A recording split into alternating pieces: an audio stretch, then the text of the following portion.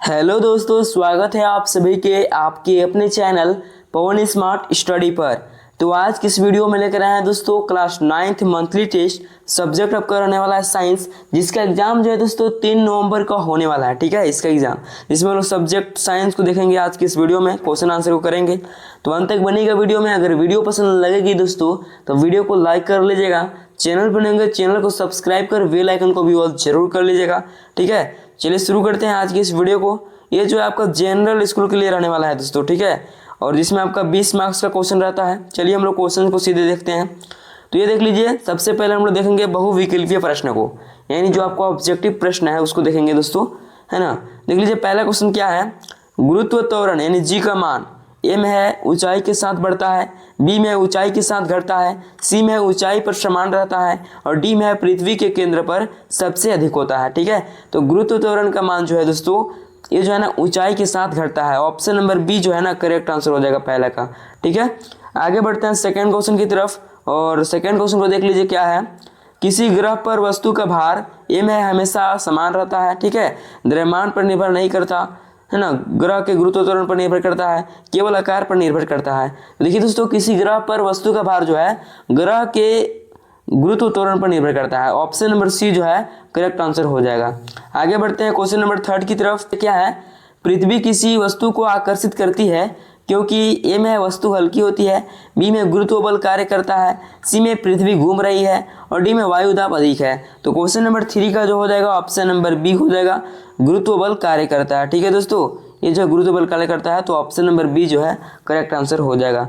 आगे बढ़ते हैं क्वेश्चन नंबर 4 की तरफ दोस्तों।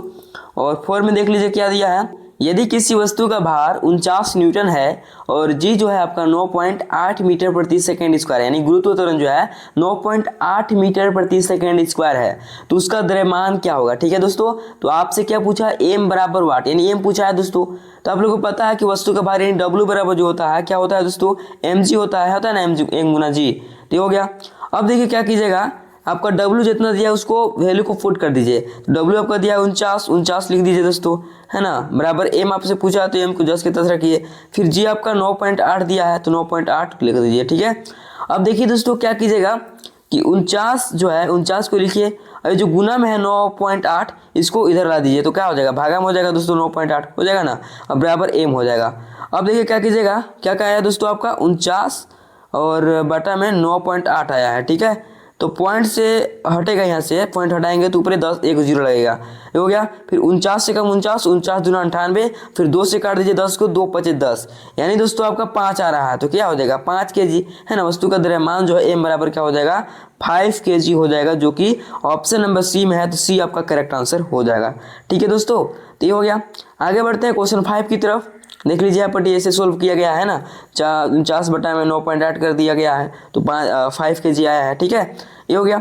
आगे बढ़ते हैं दोस्तों क्वेश्चन 5 की तरफ। और 5 में देख लीजिए क्या पूछा है, गुरुत्व बल का सूत्र है ना, गुरुत्व बल का सूत्र है। तो याद रखिएगा दोस्तों, F बराबर GM1 M2 बाई जो है ना R स्क्वायर होता है, जो कि ऑप्शन नंबर बी में है, तो बी आपका करेक्ट आंसर हो जाएगा। ठीक है दोस्तों, है ना, बी में, तो यही आपका आंसर सही हो जाएगा दोस्तों, गुरुत्व बल का सूत्र। आगे बढ़ते हैं दोस्तों क्वेश्चन नंबर 6 की तरफ।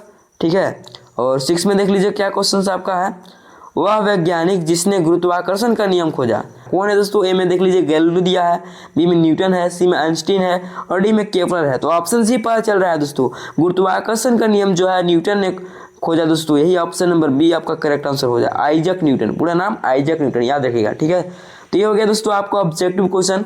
अब हम लोग सब्जेक्टिव क्वेश्चन को देखेंगे। ठीक है, चलिए देखते हैं। तो ये देख लीजिए, सब्जेक्टिव में आपका पहला क्वेश्चन क्या है, ध्यान दीजिएगा दोस्तों, गुरुत्वाकर्षण बल सार्वत्रिक है ना, गुरुत्वाकर्षण बल सार्वत्रिक है, इस कथन का अर्थ क्या है, ये पूछ रहा है।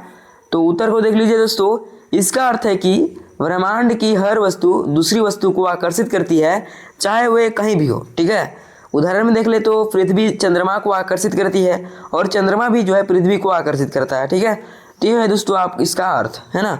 आगे बढ़ते हैं दोस्तों हम लोग, आगे देख लीजिए क्वेश्चन नंबर दूसरा। क्या देख लीजिए दोस्तों, सब्जेक्टिव का क्वेश्चन दूसरा है, क्या कि भार और द्रव्यमान में क्या अंतर है, भार और द्रव्यमान में अंतर पूछ रहा है। द्रव्यमान का सबसे पहले देखेंगे, वस्तु में पदार्थ की मात्रा यानी स्थान से स्वतंत्र, और भार में देख लेंगे तो वस्तु पर लगने वाला गुरुत्व बल स्थान के अनुसार बदलता है। ठीक है, तो ये आपका भार और द्रव्यमान में अंतर हो गया दोस्तों। मुख्य अंतर एक तरह से ये इतना ही आप लोग लिख लीजिए, अगर आप लोगों को कुछ और पता है तो और आप लोग लिख लेंगे। ठीक है, आगे बढ़ते हैं क्वेश्चन नंबर 3 की तरफ, और 3 में देख लीजिए क्या है, पृथ्वी की सतह से ऊंचाई बढ़ने पर गुरुत्व त्वरण क्यों घटता है। तो उत्तर देख लीजिए, क्योंकि ऊंचाई बढ़ने पर वस्तु और पृथ्वी के केंद्र के बीच की दूरी बढ़ जाती है, जिसके अनुसार जो है ना, जिससे के अनुसार जी का मान घटता है। ठीक है दोस्तों, ये हो गया।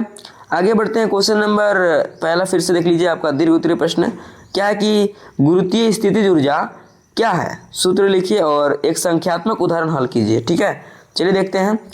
तो इसका आंसर क्या होगा दोस्तों, किसी वस्तु को पृथ्वी की सतह से ऊंचाई h तक उठाने पर उसमें संचित ऊर्जा को गुरुत्वीय स्थितिज ऊर्जा यानी U कहते हैं। ठीक है दोस्तों, तो देख लीजिए सूत्र क्या होता है दोस्तों, तो U बराबर जो होता है mgh, यहाँ पर इकट्ठ क्या है तो mgh होता है, याद रखिएगा दोस्तों। ठीक है, mgh U बराबर होता है, इस बात को ध्यान रखेंगे।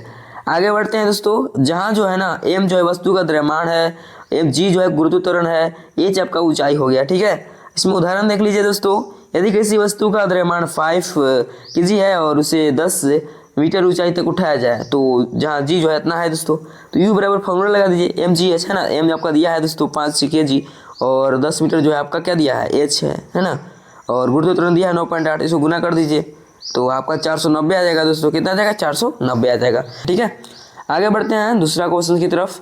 क्या क्वेश्चन कर रहा है दोस्तों, गति के दूसरे समीकरण का प्रयोग करते हुए ज्ञात कीजिए कि किसी वस्तु को 20 मीटर प्रति सेकंड की गति से ऊपर फेंकने पर वह अधिकतम कितनी ऊंचाई तक जाएगी और वापस आने में कुल समय कितना लगेगा। ठीक है, तो ये गति के दूसरे नियम का प्रयोग करने के लिए बात कर रहा है दोस्तों। तो देखिए दोस्तों, दूसरा क्वेश्चन जो है इसको आप लोग देख लेंगे खुद से। ठीक है, इसको आप लोग हल कर लेंगे, ऐसे आप लोग का बुक में दिया होगा ये क्वेश्चन। तो ये क्वेश्चन मतलब बहुत ही इंपॉर्टेंट है, तो इसको आप लोग खुद से सोल्यूशन कर लीजिएगा। भाई कैसे लगी वीडियो, अगर वीडियो पसंद लगी होगी तो वीडियो को लाइक कर लीजिएगा, चैनल पर नए होंगे चैनल को सब्सक्राइब कर बेल आइकन को भी ऑल जरूर कर लीजिएगा। चलिए मिलते हैं किसी नेक्स्ट वीडियो के साथ, तब तक के लिए जय हिंद जय भारत।